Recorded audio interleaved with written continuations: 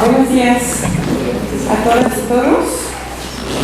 Bienvenidos y bienvenidas en nombre del PUEC, el Programa Universitario de Estudios sobre la Ciudad, y del CENTRO, el Centro de Estudios Mexicanos y Centroamericanos. ¿No se escuchan? Sí, ya.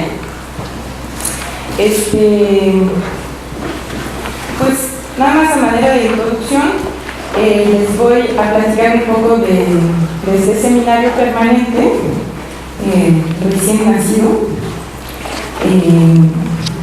Empezó con una dinámica de conversatorio en junio de este año, donde logramos reunir diferentes actores alrededor de estos temas de agricultura, alimentación y ciudad. Buscamos responder a intereses emergentes sobre las dinámicas del sector agroalimentario en este contexto de globalización y de transformación de las urbes. También a preocupaciones crecientes alrededor de las nociones de seguridad alimentaria, de justicia espacial y de cohesión territorial, en particular en el contexto urbano. Nos parece también que hay que repensar la articulación entre las escalas globales, regionales y locales a partir de la problemática del abastecimiento de alimentos, tanto en términos de cantidad como de calidad. Eso lo veremos. Y también reflexionar sobre las interfaces urbano-rural y el papel clave de estos espacios periurbanos en la metrópolis, que nos van a ocupar bastante en este seminario. Estructuramos este seminario alrededor de 4 ejes fundamentales que obviamente a veces hay trabajos, investigaciones temáticas donde se van a cruzar estos ejes, pero un poco para ir pensando nuestras reflexiones. Uno, alrededor de la agricultura, el cambio climático y la metrópolis, que obviamente es un poco el eje que nos ocupa el día de hoy con estas dos conferencias. Segundo, el abasto de la ciudad en alimentos, de la seguridad a la justicia alimentaria. 3, los espacios periurbanos, la integración y el ordenamiento territorial. Y 4, la educación y la cultura alimentaria en la ciudad. Por ejemplo, tuvimos ponencias muy interesantes en junio sobre este tema. Pensamos que hay que atender estas problemáticas porque si no hay una serie de consecuencias que ya estamos obviamente sintiendo en diferentes perspectivas, en términos ambientales, obviamente con daños ambientales sobre el agua, la atmósfera, los suelos y la calidad misma de los alimentos, impactos socioeconómicos negativos de las cadenas agroalimentarias globales, la multiplicación de los intermediarios entre el consumidor y el productor, la mala remuneración de los productores, el deterioro de la situación en el campo en general en México y en Latinoamérica, la homogenización y la muy baja calidad de los productos consumidos, que se convierte en un problema de salud pública. También una problemática de pérdida de cohesión territorial en términos de identidad y cultura en cuanto a la producción y al consumo de los alimentos en un territorio. Y también cuestiones de fragmentación o de rupturas territoriales entre la ciudad y sus espacios periféricos, tanto barrios marginales como espacios periurbanos o rurales. Creo que hay varios factores y actores básicos para entender estas problemáticas. Tenemos que tomar en cuenta actores múltiples, tanto productores como consumidores, actores de la sociedad civil organizada, académicos, funcionarios públicos y el conjunto de los ciudadanos sensibles en estos temas. Y también estamos buscando en este seminario dar visibilidad a ciertas dinámicas alternativas de producción, de abastecimiento, de consumo y de prácticas urbanas. Pienso en particular en la dinámica de los huertos urbanos, en dinámicas de consumo a través de las cadenas cortas agroalimentarias, etc. Temas que platicaremos en el seminario en el futuro. Y bueno, último punto, quiero insistir en una fuerte necesidad de diálogo en estos temas entre los diferentes actores involucrados, como les decía, y es realmente el esfuerzo, un poco el ADN de este seminario, es que queremos que no se quede en la academia, sino que haya un diálogo entre sociedad civil, gobierno, académicos, investigadores, estudiantes, productores, etc. Y también en una perspectiva comparativa entre diferentes experiencias desde la Ciudad de México, pero también otras ciudades en Latinoamérica, en Europa, en Norteamérica, en diferentes casos, cosa que les platicaré al final para cerrar, que estaremos atendiendo en el próximo evento a finales de año. Sin más, doy la palabra al doctor Javier Delgado Campos, director del PUEC, que va a moderar la mesa y presentar a nuestros dos conferencistas. Muchas gracias, Delfín. Muchas gracias. Bueno, pues muchas gracias por estar con nosotros hoy, el día de hoy. Ya después de lo que Delfín nos habló sobre el seminario, yo solamente me queda algunas palabras para lo que vamos a ver en unos momentos. Los tres conceptos principales que vamos a encontrar en las dos presentaciones tienen que ver con cambio global, con contaminación, con agricultura. Y parece obvio que se aborden, que se pregunte uno sobre estos temas, pero ante la luz de ruido informativo, de la banalización que los planteamientos científicos hacen los más media, ya en cualquier programa de televisión nos hablan de estos temas como si supieran realmente de qué están hablando. De un mercado de la información, que también eso es importante, donde el valor científico más bien se está midiendo en términos de cuánto cuesta la información o cuánto a los investigadores nos cuesta producir hallazgos científicos. Bueno, ante esa, y también ante la estrategia de los políticos profesionales que han encontrado en la modalidad de hablar de los problemas como si eso ya ayudara o estuviera en el camino de resolverlos. Bueno, todos estos obstáculos o dificultades que tenemos quienes nos dedicamos a estas cuestiones desde el punto de vista académico, vale la pena regresar a ellos, pero desde una óptica distinta, yo diría, y es lo que les proponemos el día de hoy, y que nuestros invitados son un ejemplo muy magnífico de ello. Agricultura dentro de la ciudad, nos propone Amy. Afectación de cultivos y bosques en la corona regional, dice Gerardo. Ya de entrada los dos planteamientos pues tienen cuestionamientos fuertes, ¿no? Porque pues agricultura siempre se pensaba pues afuera de la ciudad, cerca, más home tuner, ¿no? Decía, bueno, más cerca, pero ya dentro de la ciudad apenas es un tema que se empieza a recuperar justamente en todo este contexto de afectaciones climáticas. Ella lo explicará mejor que yo.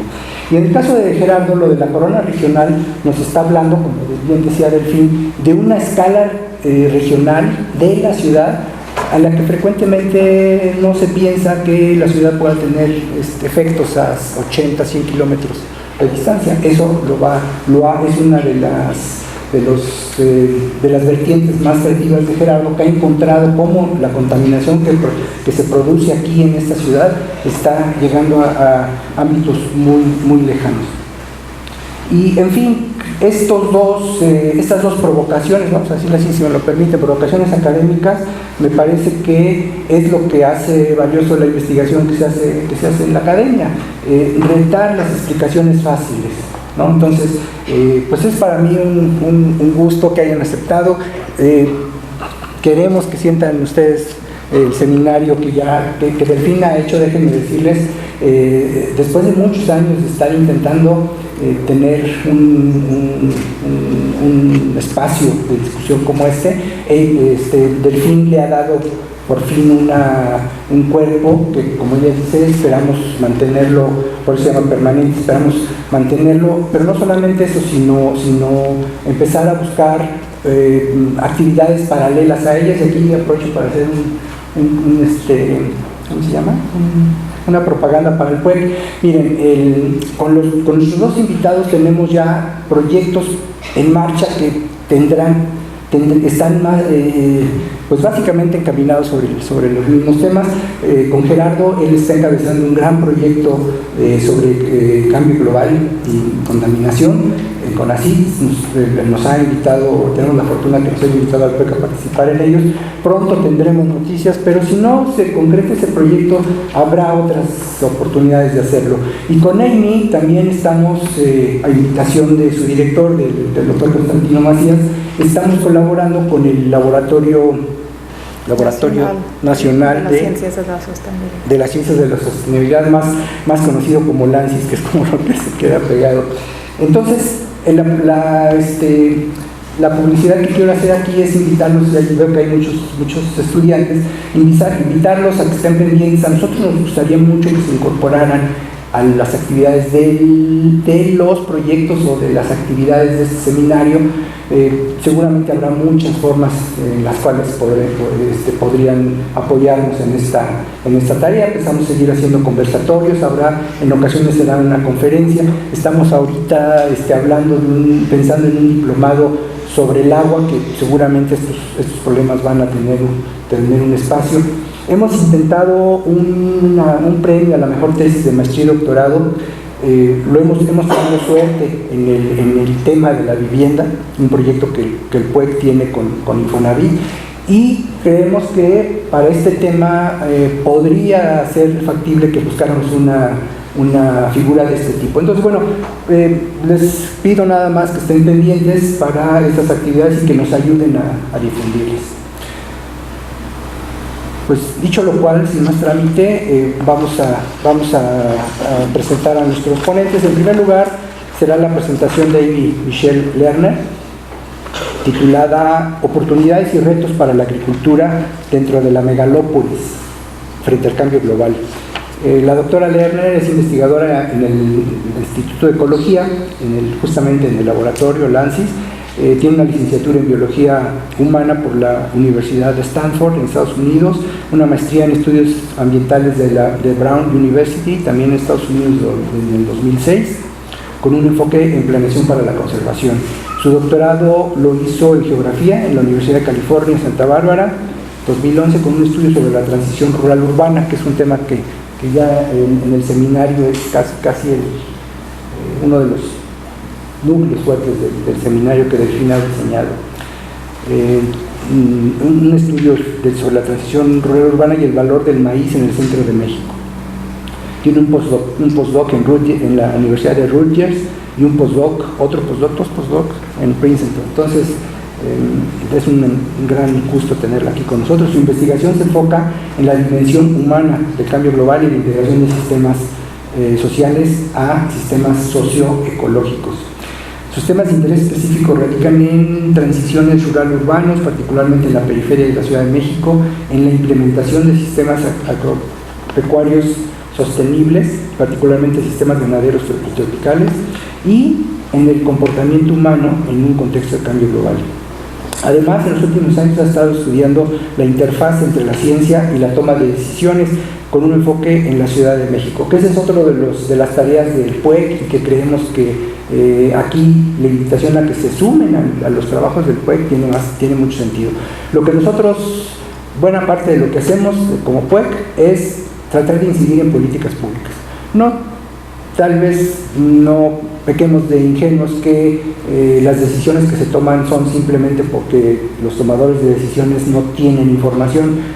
Sería muy ingenuo pensar eso, pero creo que, y sobre todo en el momento actual, creo que estamos en posibilidad de hacer nuestras propuestas, y con la esperanza pues de lanzar una botellita al mar, y en una de esas nos hacen caso. Además, Amy es profesora en el posgrado de Ciencias de la Sostenibilidad, así que quien todavía no esté y le tengan ganas a un postdoc, pues aquí a una maestría, aquí pueden entrar. Ha publicado artículos científicos, muchos artículos científicos sobre el tema, sería interminable de referirse a ellos, y pues para nosotros es un gran gusto. Amy, por favor. Gracias. Es todo tuyo. Gracias. Gracias por la invitación, Javier y Delfín. Sí, ¿sí me escuchan? ¿Ah, sí? No estoy muy acostumbrada al micrófono, me parece muy formal este arreglo, pero está bien. Vamos intentando hacerlo un poco menos informal con preguntas y discusión. Gracias por la invitación. Realmente es un tema que me gusta mucho, obviamente, y es un placer estar aquí con ustedes para lo que yo digo va a generar quizás más preguntas que respuestas. Yo no voy a presentar muchas respuestas, yo voy a presentar bastantes preguntas para discusión, para pensar, y también quiero reconocer que algunas cosas que voy a presentar son de una tesis de doctorado de una colega mía, y yo estuve en su comité y seguimos trabajando juntas en estos temas, que es la doctora Bausch. Entonces, también quiero reconocer su aportación a esta discusión. Y justo sabiendo que iba a estar con doctor Javier Delgado, empiezo con la contradicción de agricultura urbana.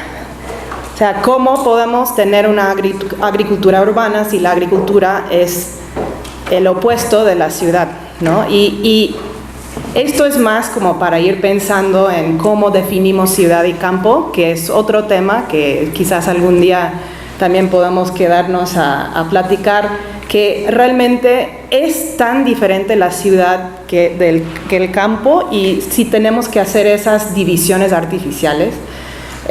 Yo incluyo aquí una cita de un libro que me gusta mucho de William Cronon. Él escribió Nature's Metropolis, que es una reflexión justo de su camino, entendiendo que la ciudad quizás no era tan artificial como había pensado, ¿no? Esa idea de que pues la ciudad es artificial, es contaminado, es asqueroso, está lleno de gente, y el campo es más pristino, el campo es limpio. Entonces él cuenta su historia empezando con Chicago, que es la ciudad que él conocía, y como de niño, cuando llegaba a Chicago del campo, representaba todo lo que era no natural de la humanidad, viendo desde lejos el paisaje de los edificios y de la contaminación de las chimeneas y de la industria, y que estuvo lleno de gente artificial, como un cáncer en el paisaje, ¿no? Un paisaje que si fuera agricultura sería bello. Entonces ya empezamos pensando muchas veces que hay esta división bastante artificial, yo diría. Entonces yo empiezo ahí para cuestionar un poco qué es natural. La ciudad es natural, el campo, el bosque, por dónde termina la ciudad y empieza el campo, y eso también es una pregunta que yo sé que Javier ha tratado bastante en términos de solo en mapas, por dónde termina y cómo hacemos esas divisiones. Es una división espacial, es una división geográfica, de uso de suelo, es por modos de vida, y ¿por qué siempre son tan aislados? Yo creo que son tan aislados por la facilidad de una política, de un manejo territorial.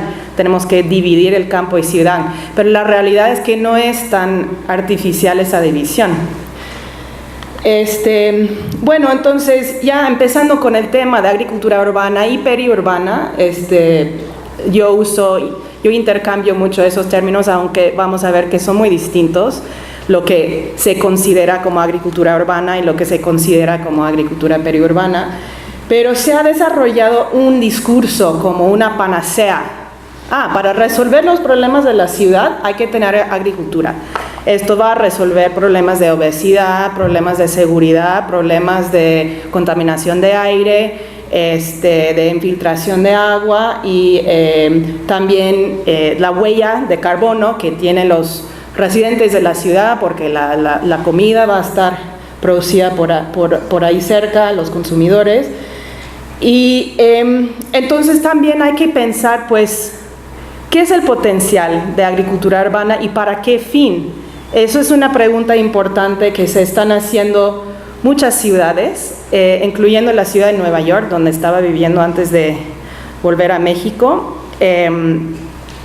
El potencial para la agricultura periurbana.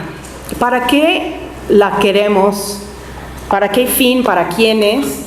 ¿Y cómo entonces fomentarlo, incentivarlo? ¿No? Porque eso es algo que requiere algún apoyo, algún programa. Por ejemplo, Nueva York preguntó la pregunta, ¿cuál es el potencial para agricultura urbana en Nueva York? Y tienen un estudio bastante bonito que está libre en el internet si quieren descargarlo, donde ellos calculan literal el potencial. Y los que conocen la ciudad de Nueva York, pues es una ciudad muy distinta en términos de la disponibilidad de terreno, ¿no? Entonces es concreto, toda la ciudad básicamente es una, como decimos en inglés, una jungla concreta, ¿no? Entonces lo que hacen es que calculan dónde se puede producir alimentos según tipo de propiedad. Imagínate el impacto que tendría hacer un estudio así aquí, ¿no? Es decir, calcularon lote por lote dónde hay espacio disponible para sembrar, para poder calcular exactamente cuántas toneladas en un mundo ideal podrían producir dentro de los límites de la ciudad, ¿no? Entonces el potencial real, cuántas toneladas y cuánto consumen. Entonces ahí no presento todas las gráficas, pero hacen un análisis de cuánto se consume de cada tipo de alimento, de harinas, de hortalizas, y cuánto entonces se podría producir usando el espacio disponible, y eso es mucha propiedad privada. Entonces las implicaciones de ese estudio son bastante sensibles. Si alguien ve este mapa y dicen, oye, pero eso es mi patio, ¿por qué tienen ahí mi patio como un lugar potencial para producir alimentos para la ciudad? Pero el punto aquí es que el interés en crear una agricultura urbana dentro de los límites de la selva, la jungla concreta, es real. Y tiene implicaciones en términos de pues quiénes lo van a producir, quiénes lo van a consumir, cuáles van a ser las vías de mercado, quién va a apoyar un esfuerzo así. Entonces es un estudio interesante y también yo creo que bastante sensible, porque cuando empezamos a hablar de propiedad y qué se debería hacer con propiedad, ya se entran problemas para empezar. Entonces ese potencial, pues ellos están hablando de potencial real, ¿no? De potencial literal de cuánto podemos producir, pero ¿para qué? ¿Para qué fin? Cuando hablamos de agricultura urbana, y seguramente si están aquí en este seminario están interesados de alguna forma en el concepto de agricultura urbana o periurbana, ¿para quién o para qué fin? ¿Es porque queremos consumir, producir alimentos dentro de la ciudad? ¿Es porque queremos fomentar algunos servicios ecosistémicos que no tienen que ver realmente con la producción per se, pero son de otro tipo? Ahí en el estudio ellos hablan de salud pública a través de una seguridad alimentaria, o sea, el acceso a alimentos que son sanos en lugares donde no tienen, que tenemos este concepto en Estados Unidos, desiertos alimentarios, donde no hay la disponibilidad de alimentos sanos, especialmente hortalizas, frutas, granos, particularmente en varios barrios urbanos, ¿no? Que solo tienen las tienditas tipo Oxxo y no tienen acceso a otro tipo de alimentos. Entonces, vamos entonces a sembrar cerca de esas zonas donde entonces la gente puede consumir las hortalizas. Este punto es muy importante para la ciudad de Nueva York, como ejemplo, la infiltración de agua, porque hay un mandato de que hay que reducir escurrimiento. Entonces, bueno, ya salimos de la cuestión de producir, ya estamos hablando de espacio verde, de tener espacios donde se puede filtrar agua, y bueno, ahí tienen sus jitomates y sus lechugas, pero eso no es lo importante. Ahorrar energía, reducir la temperatura con el concepto de la isla de calor. ¿Ok? Entonces ya vamos a hablar de techos verdes con alimentos. Y también para reducir desechos orgánicos. Entonces ya pueden empezar a ver que dependiendo para qué quieres la agricultura urbana, pues empieza a ser dirigida la conversación, los fondos, la forma de que se implementa. Y eso es una conversación importante porque la política pública y los programas están dirigidos dependiendo de qué fin están buscando con la agricultura urbana. Pensando que es una panacea, pues va a resolver todo, ¿no? Solo necesitamos más jardines y va a resolver todo. Yo cuestiono eso porque yo sé que hay muchas funciones y muchas formas que toman la agricultura urbana y periurbana. Bueno, entonces podemos hablar de educación, que no está en la lista, pero siempre surgen las discusiones de agricultura urbana. Sí, podemos usar la agricultura urbana para educar a los niños, para cambiar su forma de consumir alimentos, especialmente con lo que tiene México y Estados Unidos, problemas de obesidad y diabetes en jóvenes. Podamos enseñarles sobre ecología, biología, agronomía. Entonces sí, la agricultura urbana no es para producir, es para educar. Ok, está bien. Además, está el discurso de producción. No, sí es productivo. La idea es que vamos a producir una cantidad de nuestras calorías con la agricultura urbana. A ver si es posible. Eso fue parte de una política en Estados Unidos durante la Guerra Mundial II, de que tenemos que sembrar en la casa para poder tener otra fuente de alimentos, ¿ok? Hay un proyecto en Los Ángeles, California, muy interesante, que es un lote chiquito de una casa donde producen 3 toneladas de alimentos anual. Pero tienen una familia de 4 hijos y un papá que están totalmente 100% dedicados a eso, y es ultra intensivo el proyecto. Aquí en la Ciudad de México, si estamos hablando de agricultura urbana, muy urbana, hay huertos, más que todo en Roma hay algunos ejemplos de lugares donde están sembrando alimentos. ¿Qué tan productivos sean? Pues eso es parte de para qué fin queremos estos proyectos. Empoderar la comunidad y crear espacios comunitarios, eso es algo muy importante. Yo personalmente creo que es uno de los beneficios más tangibles de esos espacios. No tanto la producción de alimentos, sino los espacios. Ahí hay una foto del huerto verde Roma, donde hablan de que este es un espacio comunitario, ¿no? También a la derecha hay una foto de un jardín comunitario en Nueva York, donde los productores, realmente los miembros del jardín, vienen de Puerto Rico y la República Dominicana y han construido casitas típicas de sus pueblos en el Caribe. Entonces querían recrear sus espacios de sus ranchos, de sus fincas, cuando migraron a Estados Unidos. Entonces los espacios terminan siendo espacios bastante comunitarios, reflejando la cultura de la comunidad.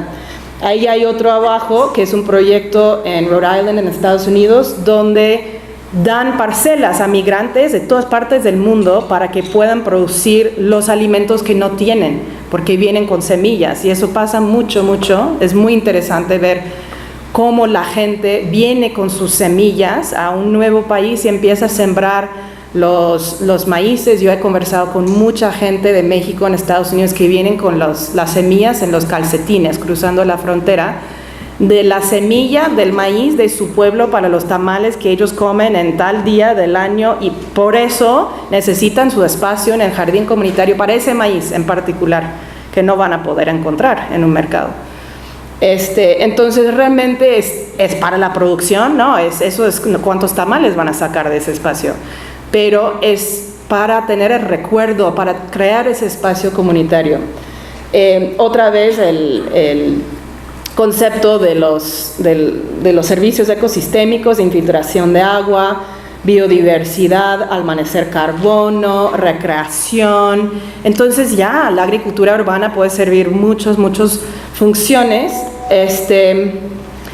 Y este es un proyecto, es un artículo que quería entender la realidad de la producción urbana, la agricultura urbana en Estados Unidos, y entrevistaron casi 300 productores para entender pues cómo autodefinen su función, para qué están sembrando. Ellos dicen para producir alimentos, pero la mayoría no ganan la vida produciendo alimentos. Entonces, ahí es donde hay esa contradicción de, bueno, estamos sembrando, estamos produciendo, queremos producir algo, pero no podemos ganar, los espacios son chiquitos, no rinde tanto, la ciudad es costosa, la escuela de los niños. Entonces, ¿cómo vamos a producir una agricultura, unos alimentos en la ciudad si no realmente rinde en términos de los sueldos? Entonces, ellos tampoco allá ganan la vida, pero entonces lo que hacen es que cambian la función de su proyecto de producción.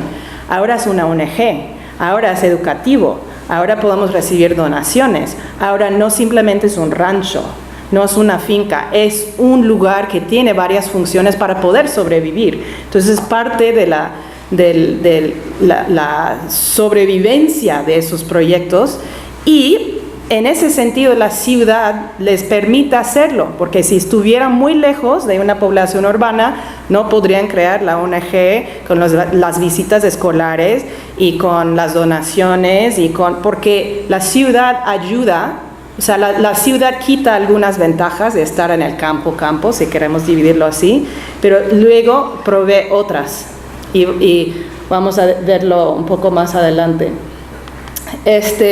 ¿Y para quiénes es esta producción? Eso es una pregunta muy común en todas las ciudades, por lo menos que yo he conocido, que está promoviendo la agricultura urbana y la producción de alimentos. ¿Quiénes tienen acceso a esos alimentos? Eso es la gran pregunta, ¿no? Los tianguis orgánicos locales con los productores de Tlalpan y de Xochimilco, y de, pues, ¿quiénes? ¿Dónde están esos mercados? ¿Quiénes tienen acceso? ¿Cómo se puede comprar los precios? Y entonces ahí hay varios temas que surgen, no solo aquí, pero en otras ciudades, de para quién entonces esa producción. Si hay un tema de poder ganarse la vida y se puede cobrar más por esos productos de tan alta calidad, entonces son más costosos, y deberían ser, quizás, pero entonces solo algunas personas pueden comprarlos. Entonces ahí crea la contradicción en términos de accesibilidad a esos productos.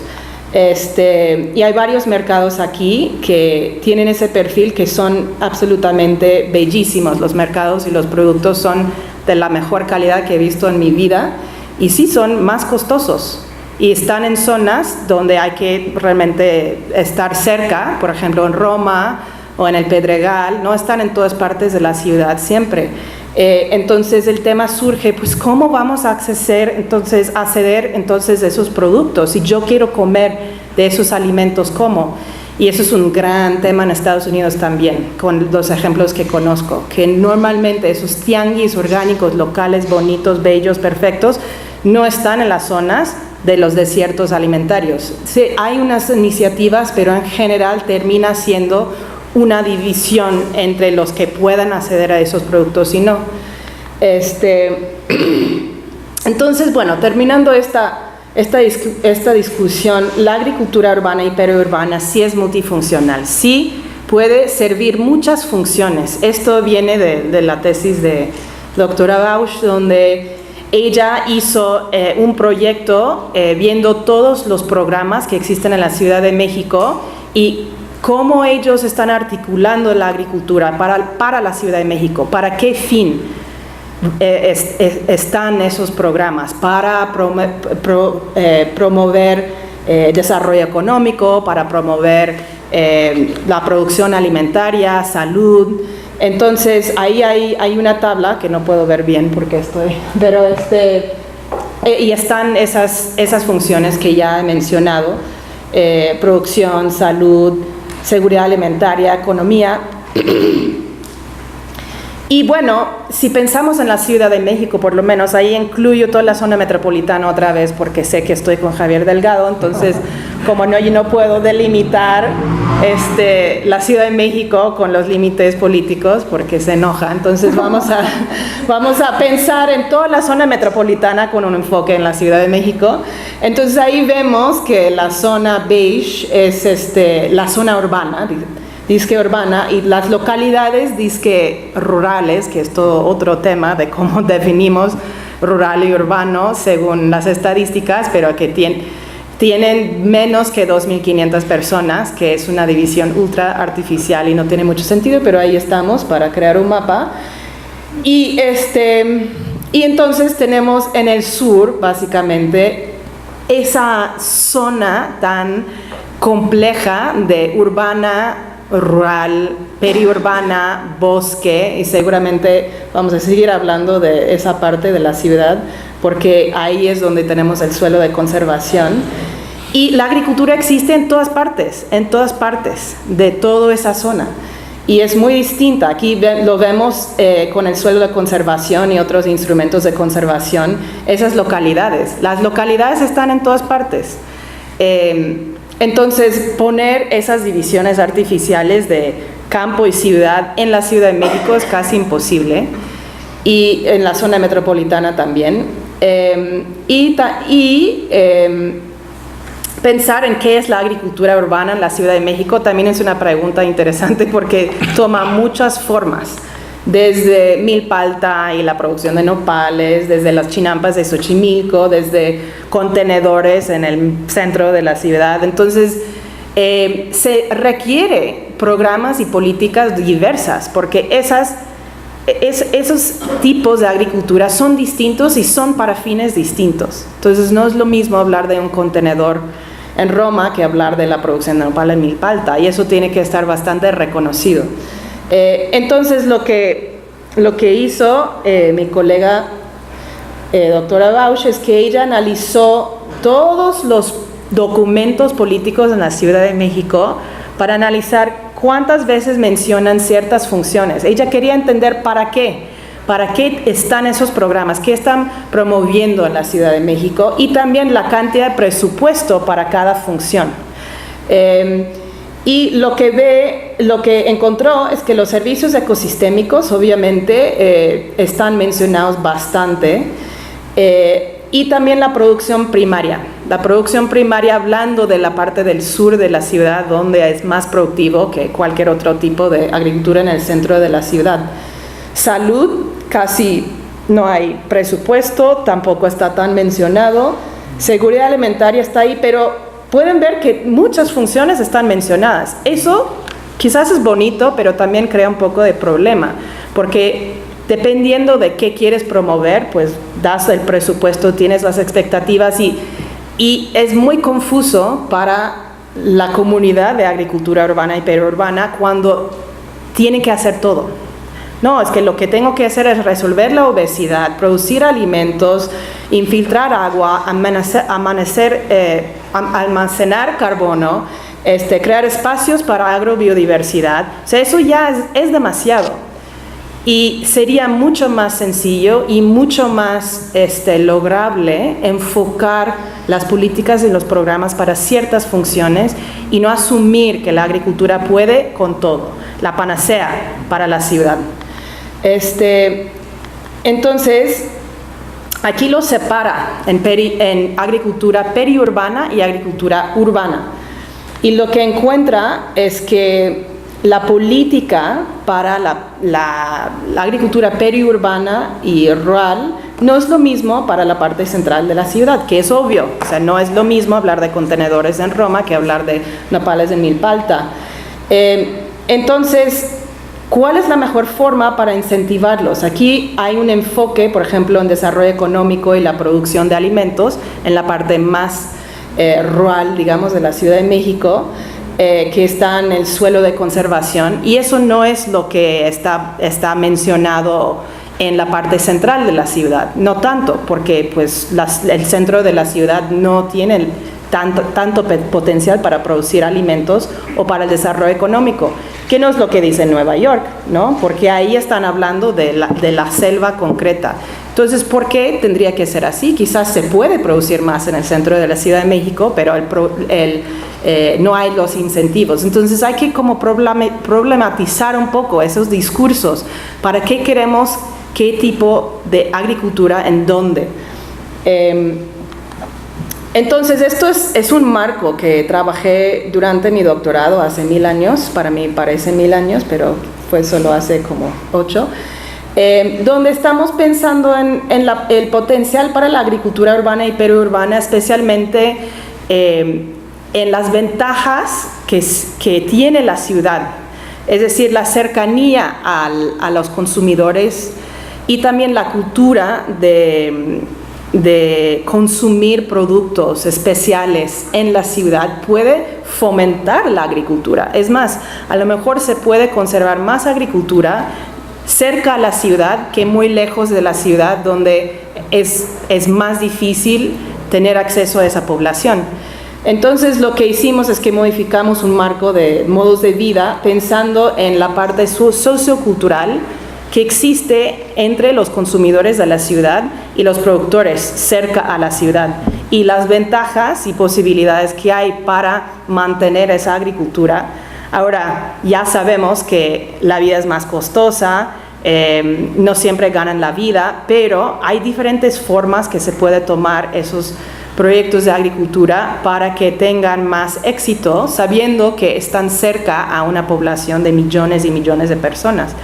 Entonces, con todo el abandono del campo que mencionó Javier y la crisis del campo, es interesante pensar en qué posibilidades hay dentro y cerca a las ciudades como zonas de posibilidad para el consumo, para producir alimentos especiales para restaurantes o para consumidores.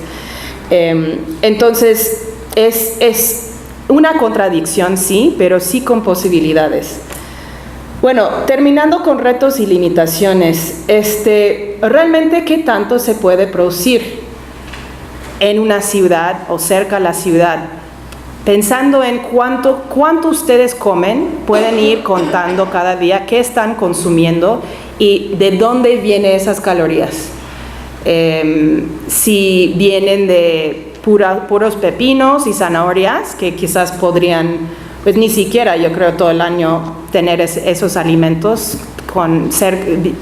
viniendo cerca a la ciudad. Si están comiendo mucho pan, entonces el trigo de donde vendría cerca de la ciudad. Inclusive el maíz, pues 25% del maíz que se consume en la población urbana en México viene de Sinaloa. Entonces, si estamos pensando en producción real y la cantidad de calorías que se puede producir, quizás hay dudas. Entonces, ¿cómo y para qué podemos fomentar la agricultura urbana? Otro reto que yo creo que es más difícil todavía es quién lo va a producir. Y eso es una pregunta que siempre hago en los discursos de que hay que comer local y hay que comer orgánico, hay que comer a pequeña escala, y quiénes lo van a producir. Y las personas que están discutiendo eso, yo levanto la mano, ¿y sus hijos en qué están? No, es que uno es abogado y otro es contador, y digo, ok, entonces, ¿quiénes tú crees van a estar produciendo todos esos alimentos? Ahora, ha habido un cambio del enfoque de generaciones jóvenes, y muchos quieren sembrar y ser parte de proyectos.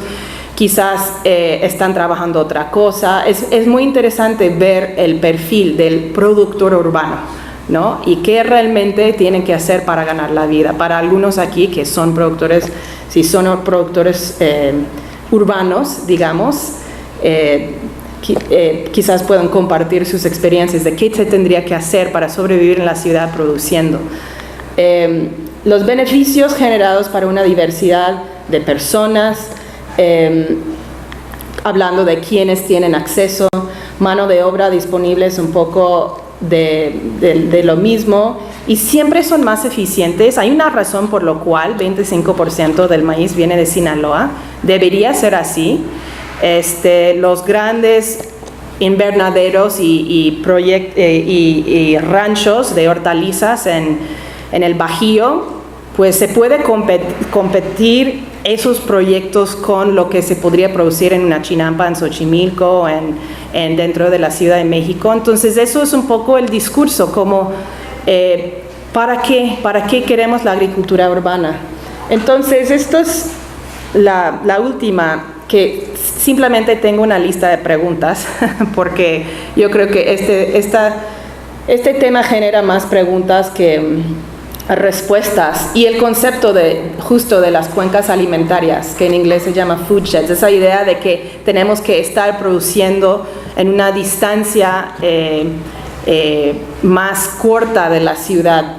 ¿Hasta cuánto puede o debe proveer la ciudad y sus alrededores los alimentos para los residentes? Quizás no es su función, quizás su función es otra cosa, quizás su función es aire limpio y no tanto cantidad de calorías. ¿Es más eficiente, rentable producir y consumir en la misma región? Eso no es han cuestionado bastante el concepto de la huella ecológica, y cómo si comes local, entonces tienes una huella más chiquita. No es siempre el caso. Y no es tan lineal esa idea de que comes local, entonces ya tu huella es menor. ¿Cuáles son los beneficios reales de la agricultura urbana y periurbana? No siempre es producción de alimentos per se. Eso es como mi gran comentario final, que realmente es mucho más que producción de alimentos, y no deberíamos estar pensando que vamos a proveer tantas calorías de la población, sino espacios comunitarios, espacios para educación, espacios para conectarnos con la naturaleza, y no tanto que vamos a estar consumiendo todo de esos espacios. ¿Cómo se puede fomentar actividades agrícolas urbanas y periurbanas para una diversidad de funciones, o para las funciones que deberían realmente tener? Y ser honestos con las funciones y las posibilidades de la agricultura urbana y periurbana, en vez de pensar en una panacea, que al final puede ser un poco contraproductivo. Contraproductivo. Y eso es todo. Los dejo con un techo verde agrícola en Nueva York, que es, yo creo que el más grande del mundo, es media hectárea. Es increíble cuánto están produciendo ahí. Otra vez, cómo encontrar los productos es un poco difícil, pero es un proyecto bastante bonito en términos de potencial para sembrar en una selva concreta. Gracias.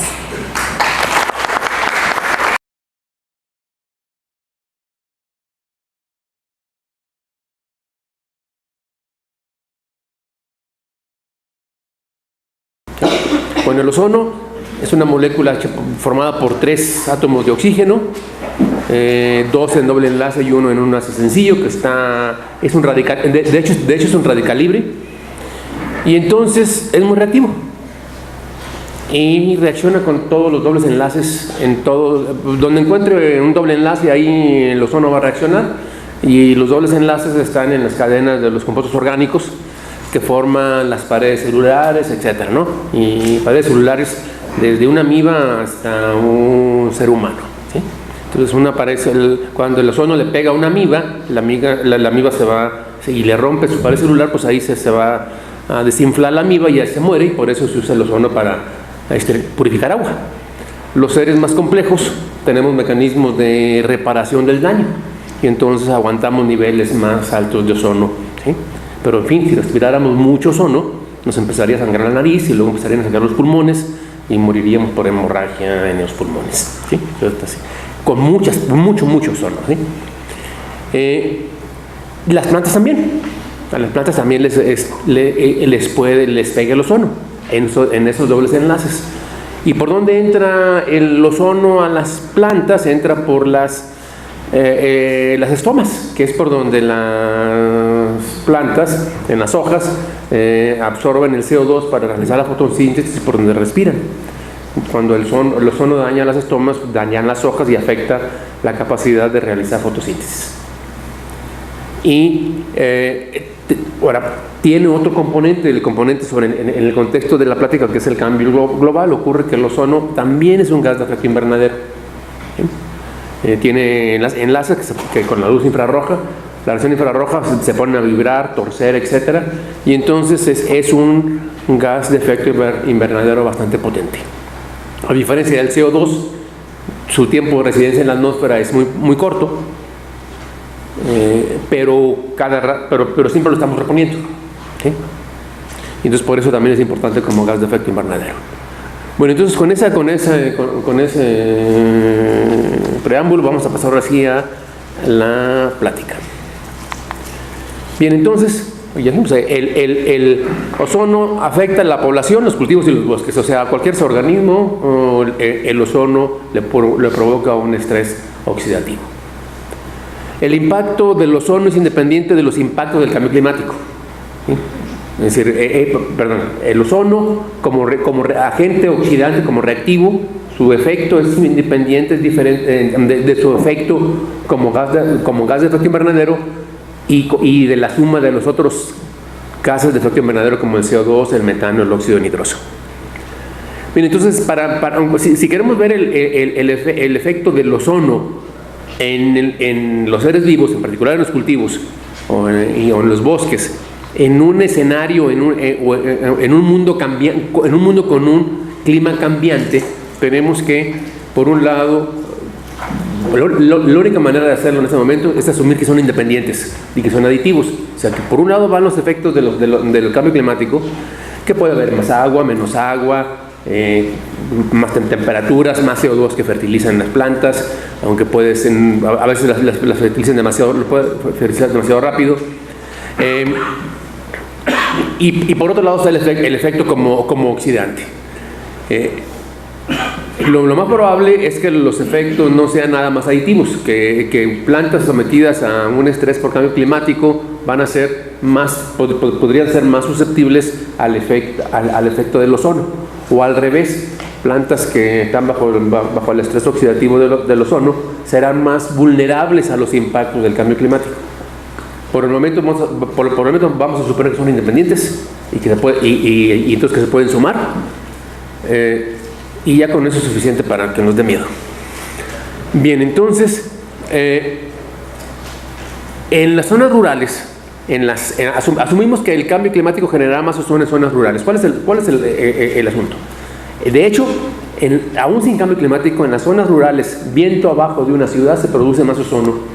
Perdón, no se produce más ozono, se conserva más tiempo el ozono que al interior de la ciudad.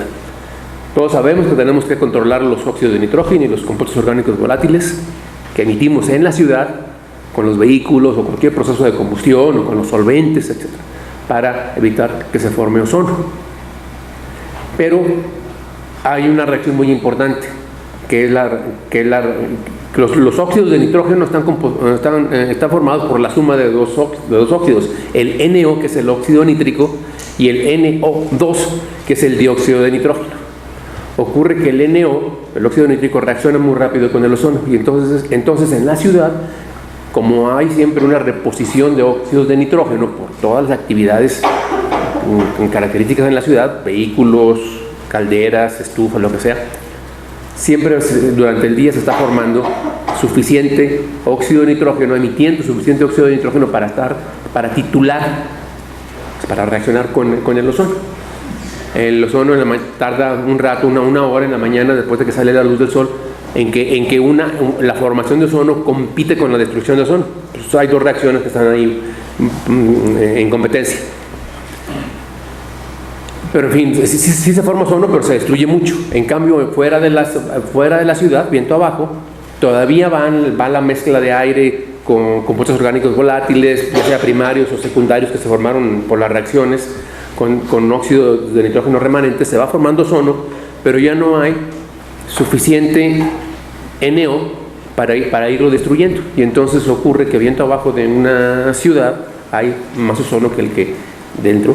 Y entonces resulta que, por ejemplo, una estación de monitoreo la pusiéramos que durante un tiempo la mantuvo Colpos en el desierto de los Leones, siempre está midiendo más ozono que el que se mide acá abajo, ¿sí? Bien, ahora, entonces, y aquí hay una pregunta, la última que voy a tratar de abordar al final. ¿Qué efecto tiene el ozono en la equidad ambiental? Vamos a ver. Bueno, yo abordo el problema desde el punto de vista regional, ¿sí? Ese es el cuadro de lo que nosotros por lo general estudiamos cuando analizamos la calidad del aire. Porque además, para nosotros ya es evidente, no hay solución al problema de la calidad del aire si no es a una escala regional, ¿sí? A escala de la megalópolis, y de hecho sostenemos que la megalópolis se quedó corta en su definición, ¿sí? ¿Cuál es el área en el que actúa la Comisión Ambiental de la Megalópolis? Y bien, ahí hay varios signos, y verán, hay una malla regular de unos circulitos blancos con un puntito en el centro, y esa es la malla de nuestro modelo, ¿sí? De hecho se quedó corto, todo debe estar completo con esos cuadritos. Luego hay unos círculos blancos solos, que son donde hay estaciones de monitoreo de calidad del aire. La ley GEPA dice que la norma oficial mexicana que regula el mandato de la ley GEPA del monitoreo de calidad del aire dice que ciudades de 500,000 habitantes para arriba deben tener una estación de monitoreo, o la zona metropolitana, si es zona metropolitana, aunque no tenga 500,000, ya debe tener una estación de monitoreo, o una industria muy importante debería tener su estación de monitoreo. Y bien, entonces se concentran, se me olvida que por ejemplo, esas se concentran bueno, van a ver, hay un grupito de estaciones blancas, de machitos blancas en el centro de la Ciudad de México, luego unos acá a la izquierda donde está Toluca, y unos allá a la derecha donde está Puebla.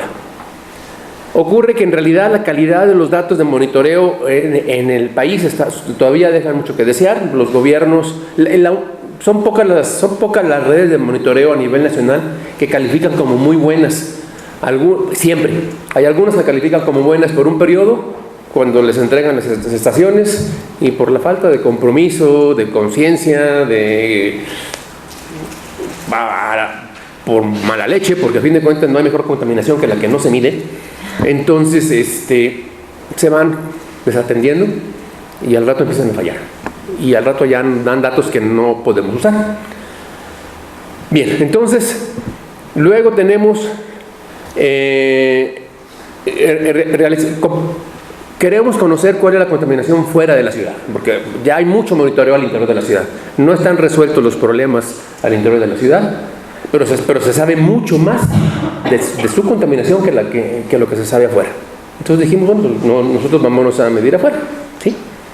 Y donde vean ahí unas estrellitas, ahí es donde hemos estado midiendo a lo largo de los años, desde el 2009, desde el 2006 en realidad, luego 2009, 2011, 2012, y ahora terminamos una en 2017 en Toluca. ¿Y para qué queremos hacer esas mediciones? Uno, para caracterizar el transporte de contaminantes hacia el campo o hacia la ciudad. Es decir, le encontramos mucho valor a hacer monitoreos cortos, intensivos, en sitios periurbanos. En un sitio periurbano, una estación de monitoreo, cuando el viento viene de fuera de la ciudad, entonces la estación se porta como rural. Y cuando el viento viene de la ciudad y está lo suficientemente cerca, entonces la estación se porta como urbana. Entonces nos permite hacer comparaciones con los resultados de los inventarios de emisiones, etcétera. O sea, nos da mucha.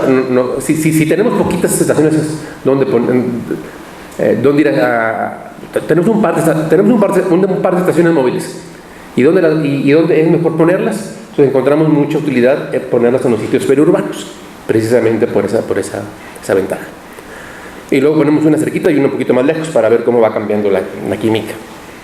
Bueno, entonces, también hay otra manera de medir ozono en sitios rurales, que son los monitores pasivos.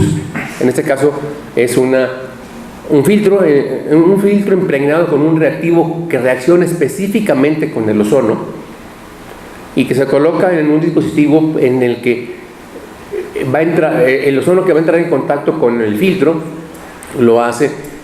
La velocidad de acceso al filtro está regulada por la difusión molecular del ozono en el aire, y eso se puede calcular, etcétera. Entonces podemos tener valores integrados, o sea, por ejemplo, el valor acumulado del ozono que reaccionó con ese filtro en un par de semanas, en 3 semanas, hasta un mes. Los monitores nos pueden dar resultados, las estaciones de monitoreo nos pueden dar resultados cada minuto, pero son muy caras. Y además requieren consumen mucha electricidad, requieren seguridad, etc. Entonces, en áreas rurales remotas es muy conveniente usar todavía, digamos, un método a la antigüita, que es un monitor pasivo, pero que nos da información valiosa. Y ahora se está poniendo de moda el uso de los monitores de bajo costo, unos aparatitos que tienen mucho ruido, tienen mucho drift, o sea, se va cambiando la intensidad de la señal, pero que si pones muchos puedes compensar en parte ese ruido. Todavía están en desarrollo, hay gente que le apuesta mucho a ellos, nosotros somos muy cautelosos en su uso. Bueno, entonces, ¿cuál es la manera en la que nosotros abordamos el efecto del ozono o de otros contaminantes, no más del ozono, de otros contaminantes sobre los receptores, ya sea población, ya sean cultivos, ya sean bosques? Pues es básicamente decir, bueno, ¿qué es lo que hasta afecta? Pues la contaminación. Entonces tengo que tener un mapa de niveles de contaminación, y lo empalmo con un mapa de donde se distribuye el receptor, que puede ser población, cultivos, bosques.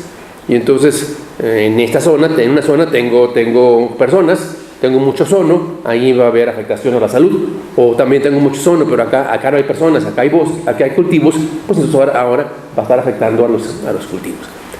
Luego hay funciones, lo que se llaman funciones dosis-respuesta o funciones exposición-respuesta. Se han ido construyendo a lo largo del tiempo con métodos experimentales. En algunos casos, por ejemplo, para los cultivos, la manera de hacerlo es: se pone macetas con la plantita que se quiere estudiar, se le rodea con una pared, por ejemplo, de teflón, pero se le deja el techo abierto, y se pone un aparato para medir el ozono, y luego se ponen muchas de estas, y a unas las dejo crecer filtrando el aire que entra, que le ponga la cámara, y luego ese aire se va a difundir. Y a otras les pongo ozono, poquito, y a otras les pongo más ozono, y a otras les pongo mucho ozono.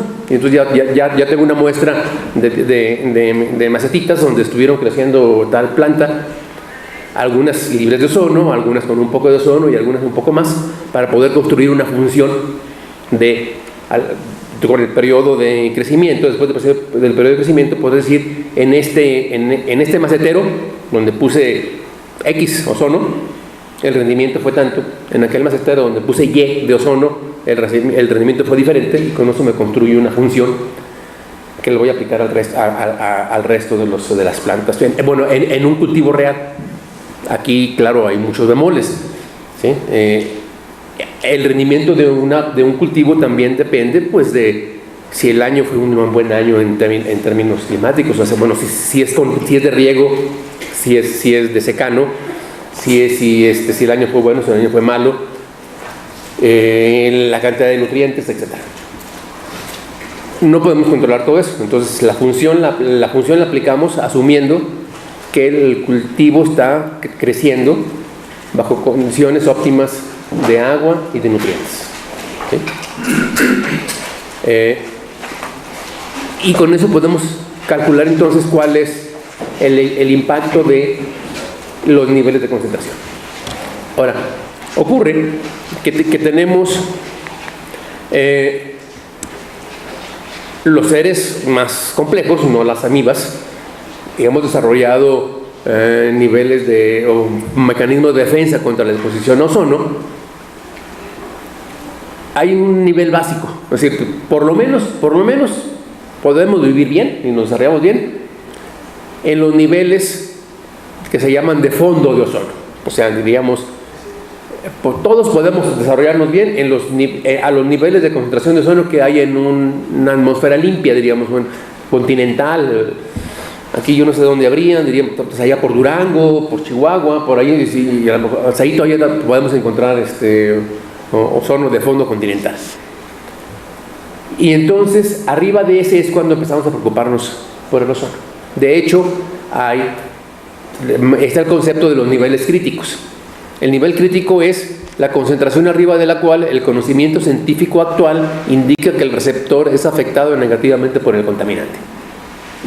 Eso significa que si el conocimiento científico nos dice que en realidad no eran 40 partes por millón, eran 30, pues tendremos que bajar el nivel crítico de 40 partes por millón a 30 partes por millón.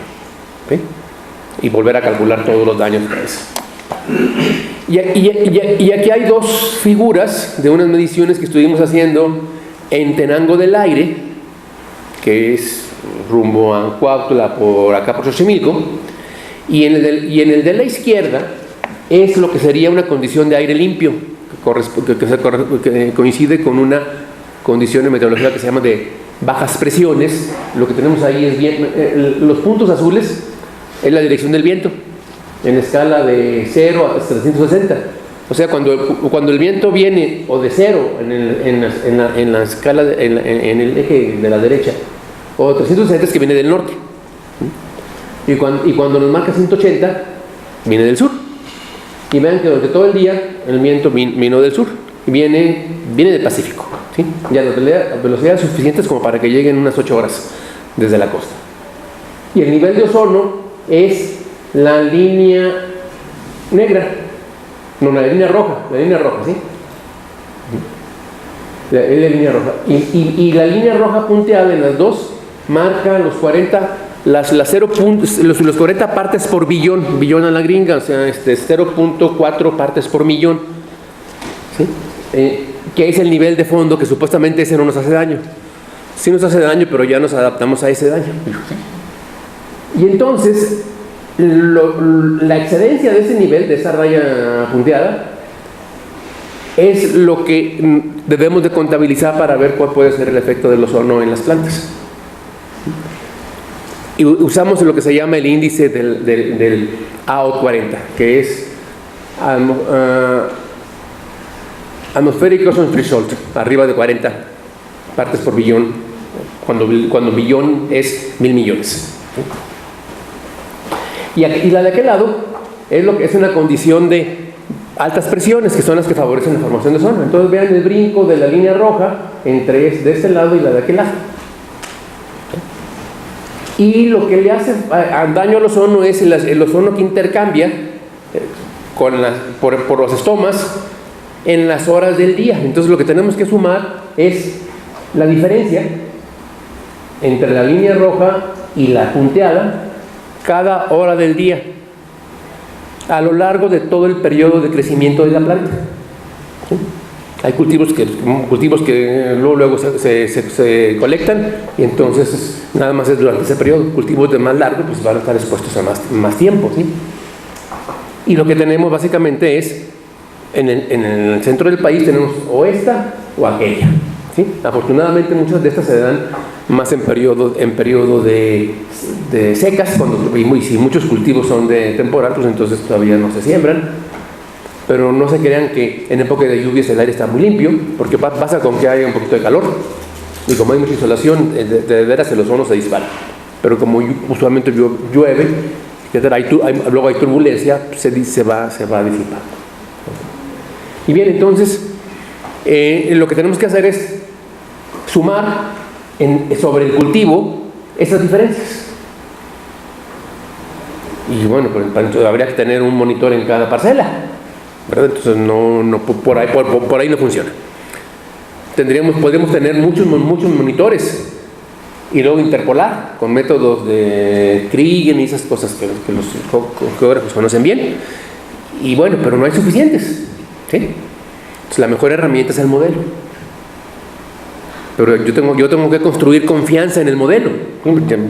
También es una verdad ya común de que, o sea, a un modelo le metes basura y le sacas basura. Entonces, ok, podemos modelar o tenemos herramientas muy potentes, pero tenemos que asegurarnos que el modelo está procesando bien la buena información que le dimos, ¿eh? Y la única manera de compararlo es contra observaciones. Y yo quiero estos resultados en áreas rurales donde no hay mediciones, ¿ok? Y ese es el cuello de botella para poder hacer los cálculos de los efectos. Y entonces, bueno, que la métrica de los 40, me desvié tantito. El umbral inferior para daño es, dijimos, el nivel crítico es la concentración arriba de la cual hay daño. Luego, como base, es, en realidad es la concentración, la suma de esas concentraciones horarias a lo largo del periodo de cultivo, que van a producir una reducción del 5% en el rendimiento del cultivo. Y esas son para maíz, esa es la ecuación que está ahí. Bueno, para maíz y para cultivos sensibles que pueden ser avena, sorgo y frijol, que encontramos eran importantes en el centro de México, no hay datos medidos para ellas. Se vale hacerlo por analogía. Es decir, yo no tengo de frijol, pero tengo frijol de soya, por ejemplo, y habría que ver si taxonómicamente pertenecen a la misma familia. Y entonces asumimos que si son parientes, pues van a reaccionar más o menos igual. ¿Sí? Se vale, en ausencia de tener unas propias, ¿sí? Y entonces, el maíz afortunadamente es poco sensible. Entonces, para que el maíz pierda el 5% de su rendimiento por hectárea, se deben acumular 13.9 partes por millón por hora en el periodo de crecimiento del maíz, ¿sí? Para especies más sensibles, como avena, sorgo y frijol, se tiene que sumar nada más 3 partes por millón, ¿sí? Por aquí llegamos a tener hasta 50 en algunas partes. Ok. Entonces, tenemos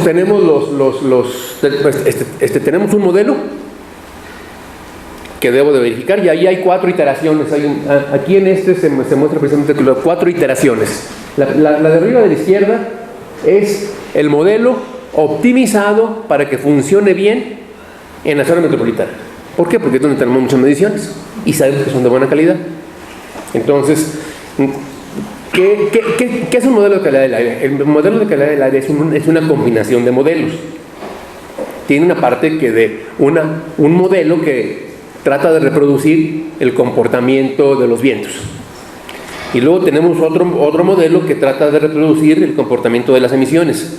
Las emisiones se lanzan a la atmósfera con ciclos que tienen que ver con la actividad, y además localizados en lugares, ¿no? Entonces tenemos un modelo de emisiones en el que nosotros queremos representar la forma en la que realmente se emiten a la atmósfera los contaminantes distribuidos en el tiempo y en el espacio.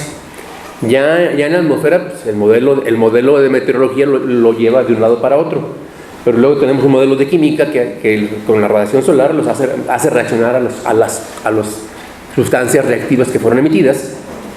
Y entonces así es como se va formando el ozono.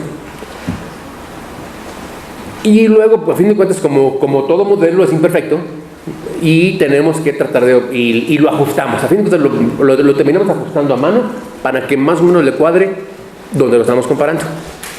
Y en el de aquí lo comparamos contra la Ciudad de México. Y da esa mancha en el centro hacia la izquierda, que es al norte de Toluca.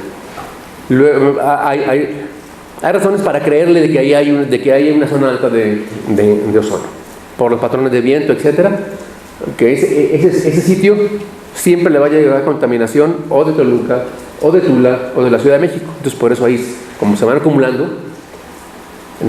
hora tras hora, día tras día, se van sumando las concentraciones ahí, esas diferencias que les dije, ahí es razonable que se vea ahí una mancha roja.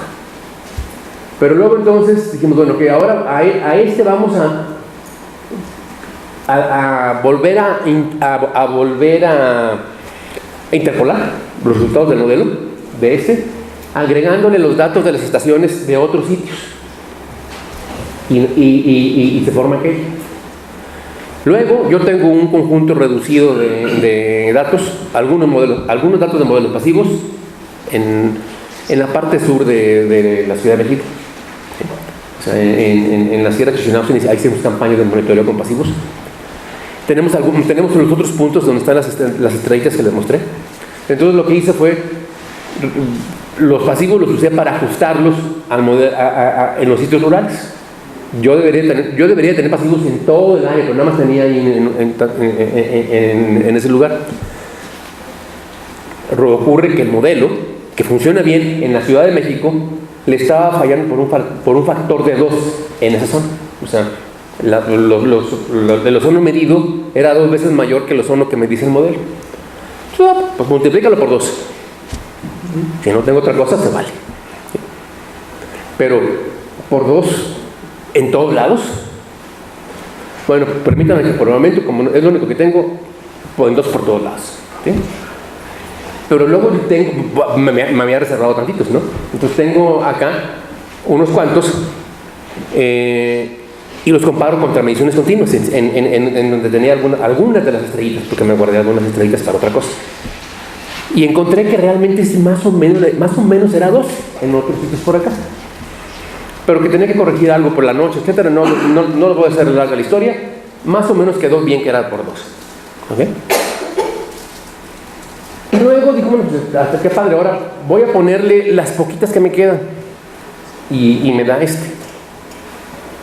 Hay un patrón. Primero, como que le suavicé allá, como que ya estaba muy caliente. Y acá ya no, el manchón rojo ya estaba muy caliente y ahora ya está un poquito suavizado. Estaba exagerándole. ¿Sí? Pero la otra cosa es que conforme fui agregando puntos rurales, el mapa se fue calentando. ¿Sí? Es decir, que lo frío que es más concentración más baja es azul oscuro y lo más alto es rojo. Y en el camino hay varios tonos. Y vean que de aquella a luego a este, se fue marcando más el área celeste, ciano. ¿Ok? Calenté el mapa al irlo poniendo datos rurales. Entonces, las partes azules, yo digo que no es que ahí el ozono está abajo, lo que pasa es que como no tengo mediciones para calentar. ¿Sí? Bien. Y ya con eso, yo digo ya puedo hacer algún cálculo. Va a ser el menos malo. ¿Sí? Voy a hacer el cálculo menos malo posible. ¿Sí? Son las etapas de elaboración del mapa de excedencias posible con la información disponible. El menos malo posible con la información disponible es el último de abajo a la derecha. ¿Sí? Y además descubrí que cada sitio de monitoreo rural que agregué calienta el mapa. Ya puedo calcular el daño de ozono y le puedo decir a ustedes y a cualquier tomador de decisiones, van a ser tantos miles de millones o tantos millones de pesos por daño. Y le garantizo que es peor. ¿Sí? Y ya es suficiente para tomar decisiones. Si el político, el tomador de decisiones o el campesino piensa que esa afectación no le importa, pues no pasa nada. ¿Sí? Este diagrama de flujo lo que me está dando es el camino que seguimos para ir corrigiendo. ¿Sí? O sea, básicamente esto refleja lo que ya les platiqué. Empezamos con datos de un modelo optimizado para la ciudad, usamos los datos de los pasivos para corregir los resultados, comparamos estos con otros pocos datos de sitios rurales, vemos que está bien, agregamos más datos y vemos que estamos calentando el mapa. Ese es el diagrama de flujo. ¿Sí? Y ese es el artículo que acabamos de publicar, salió a la prensa en junio y déjenme presumirles que ya lleva 240 descargas. Y bien, ese es el resultado para el maíz. ¿Cuál es el mecanismo para ir calculando el daño en el maíz? Pues tenemos en A, es A, B, C, D, E, F. En el mapa A es el rendimiento por tonelada. Los datos los tenemos en resolución. Los datos de ozono los podemos nosotros tener en resolución de varios cientos de metros, por ciento, sí. Pero los datos de cultivo los tenemos con resolución municipal. Entonces aquí hay una agregación, porque el que determina el grado de agregación es el dato más burdo, ¿no? Ejemplo, sabemos que el gobierno puede tener datos de cultivos a nivel de parcela, pero no tenemos esa información, ¿sí? Bueno, a nivel municipal tenemos que el maíz en el municipio de Perenganito está X toneladas por hectárea, y así para todos los municipios del país. Esta aproximación revienta si queremos hacer esto en Chihuahua, en Sonora, en Nuevo León, ¿sí? En Coahuila. Pero aquí hay estados así de este tamañito que tienen cientos de municipios, pues en realidad no importa mucho. Bien, entonces tenemos el rendimiento por tonelada. La B nos da la pérdida relativa de rendimiento. Nosotros no sabemos cuál es el rendimiento de un cultivo aquí en el centro de México libre de ozono, porque no hay una zona libre de ozono. Más bien el cálculo nos permite estimar cuál fue la producción que no se realizó en ese cultivo, ¿sí? O sea, tenemos el rendimiento. Y las funciones nos permiten calcular cuál podría haber sido el rendimiento si el cultivo crece en condiciones óptimas y sin ozono, que es el porcentaje en el B. Luego la producción en toneladas, también de las estadísticas de la Zagarpa, en la C. Y luego la D es la producción perdida, o sea que la producción multiplicada por lo que se perdió nos da la producción perdida, ¿sí? Y luego ya la E es el valor de la producción en pesos, constante de 2011. Y F es la pérdida económica en pesos. Bueno, ahora, perdón, para nosotros cultivos, para el maíz no tanto, porque el maíz es más resistente. O sea, el rojo aquí es menos que el rojo, o sea, menos daño que el rojo en frijol, ¿sí? Okay. Hasta el 12% en maíz.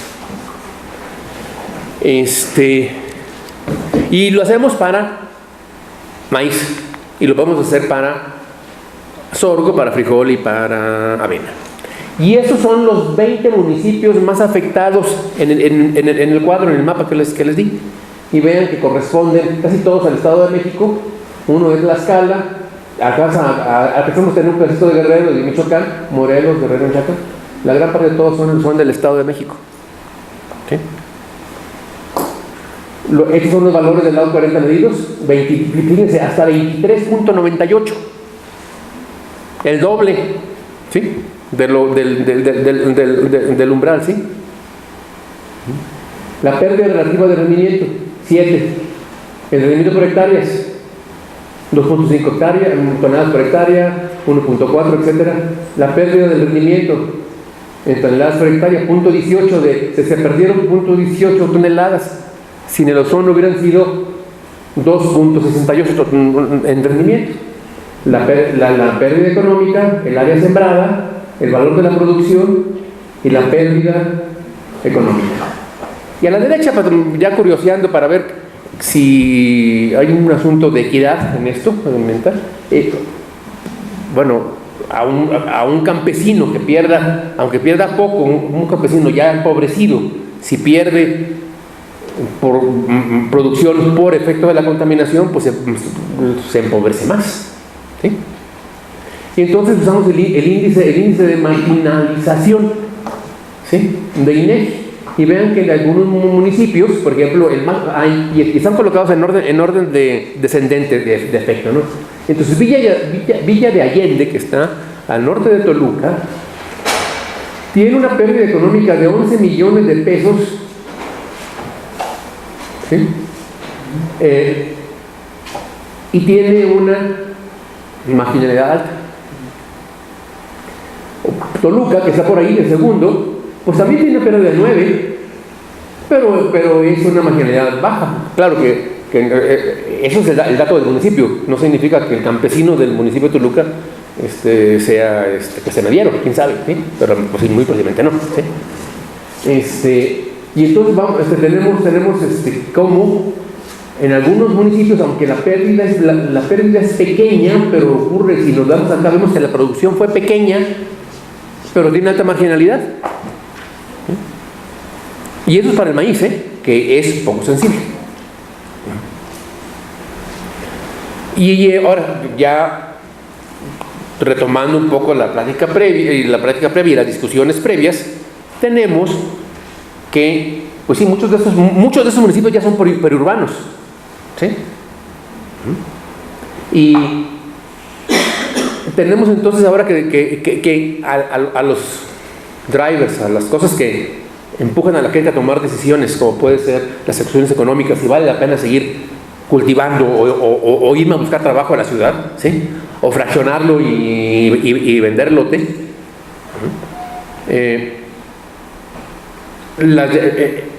Estos efectos pueden estar influyendo en esa toma de decisiones.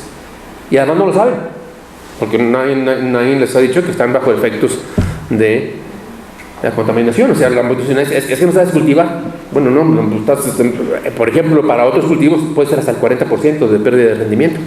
Y en algunos casos es pérdida total de la cosecha.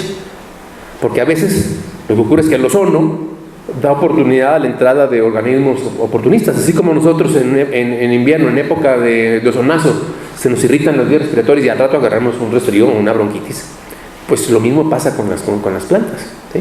Entonces se puede perder la cosecha al 100%.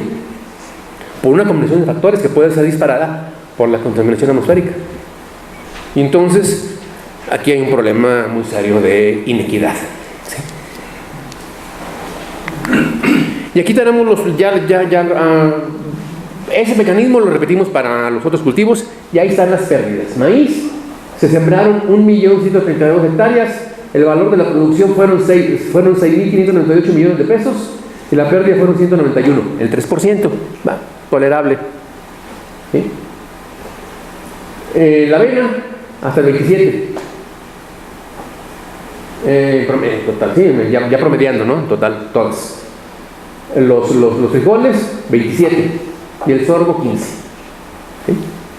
Podrían ser menos si realmente esos cultivos fueran menos sensibles, pero no tenemos esos datos. O sea, lo escogí, bueno, voy a ver cuál es el escenario desde un poco sensible a un más muy sensible, y los efectos reales van a estar en algún camino entre estos dos extremos, ¿sí?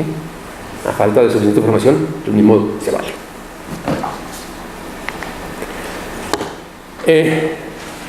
Ahora vamos a ver en bosques qué pasa con los bosques.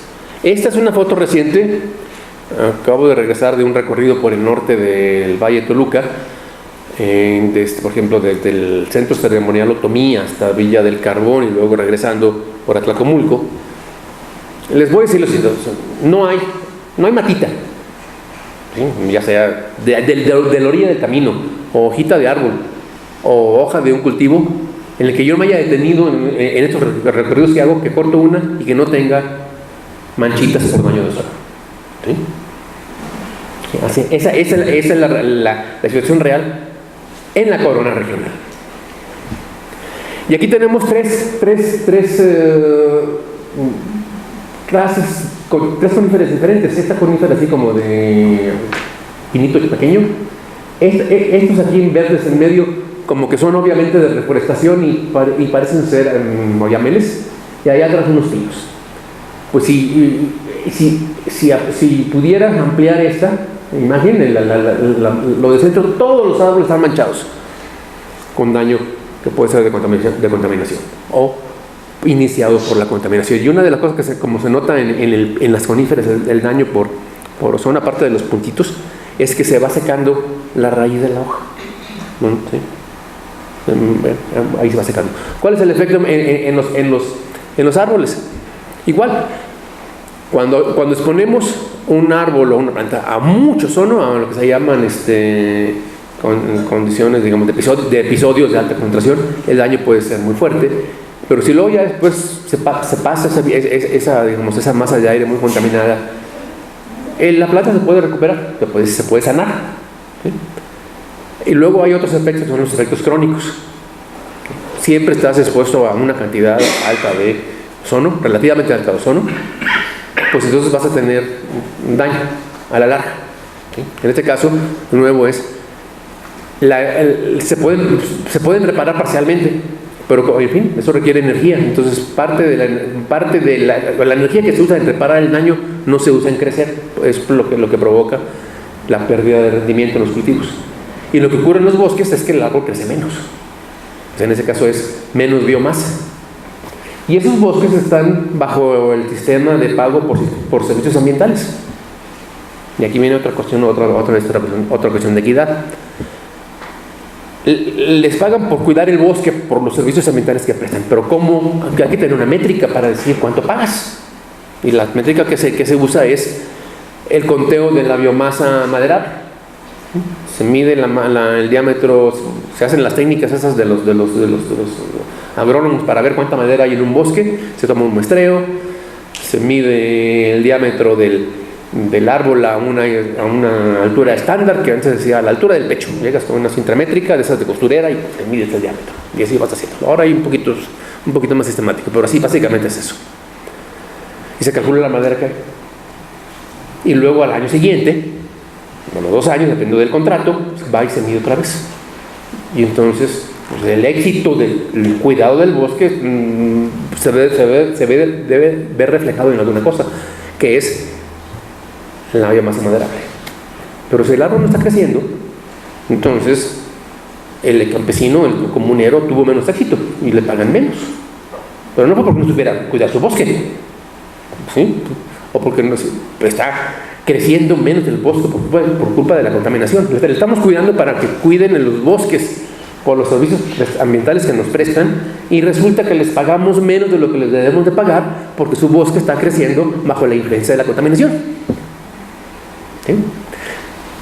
Y bueno, regresamos esos son los digamos, los campesinos forestales, como menos tipo, ¿no? Los que siembran algo para comer.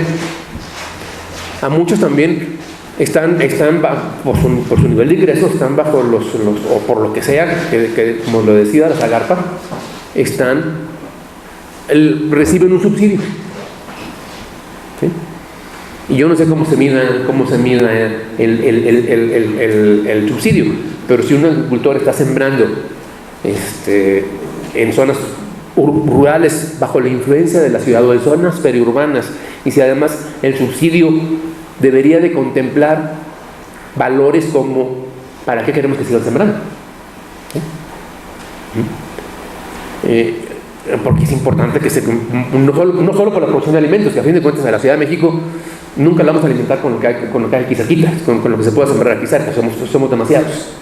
Entonces, aunque se tenga que traer desde Sinaloa, como quiera, es importante que aquí se siga cultivando diferentes tipos de alimentos, etc. Pero se están cultivando contracorriente. Los campesinos están perdiendo cada vez que siembran. Si queremos que sigan sembrando, pues hay que compensarles, hay que compensarles la pérdida. ¿Sí? Y en mi opinión habría que incluir esos parámetros en la determinación de los subsidios, tanto para los que siembran alimentos como para los que cuidan los bosques, por cuestiones de equidad y por los intereses de nosotros los citadinos, por los servicios ambientales que se presten. Conclusiones. Bueno, que los impactos estimados muy posiblemente están subestimados. O sea, esas pérdidas pueden ser mayores. Yo todavía no puedo ponerle precio a lo de los árboles, porque todavía tengo que encontrar la manera de decir, bueno, la biomasa, yo digo, se perdió 20% de biomasa, pero ahora hay que repartirla entre raíces, troncos, ramas, etcétera, porque a lo que se le pone el valor es al que hay en el tronco. ¿Sí? Entonces, falta, o la manera como se calcula el servicio ambiental. ¿Sí? Entonces, me falta dar ese paso. Y me falta encontrar al colega ecólogo o biólogo que me ayude en eso. Los impactos de la contaminación atmosférica afectan más a los campesinos más pobres. o pueden afectar más a las poblaciones más pobres. Los subsidios agrícolas deberían considerar a la contaminación atmosférica como una variable para su asignación. Los servicios ambientales de los bosques de la Corona no están bien valorados, por eso mismo. Es imperativo obtener funciones dosis de exposición para cultivos relevantes nacionalmente que no se encuentran en la literatura científica. O sea, va a haber cultivos como el amaranto que, si queremos tener una función, pues es nuestra obligación obtenerla, porque nadie se va a poner a medir eso en Europa. ¿Sí? Y bien, eso es todo. Gracias.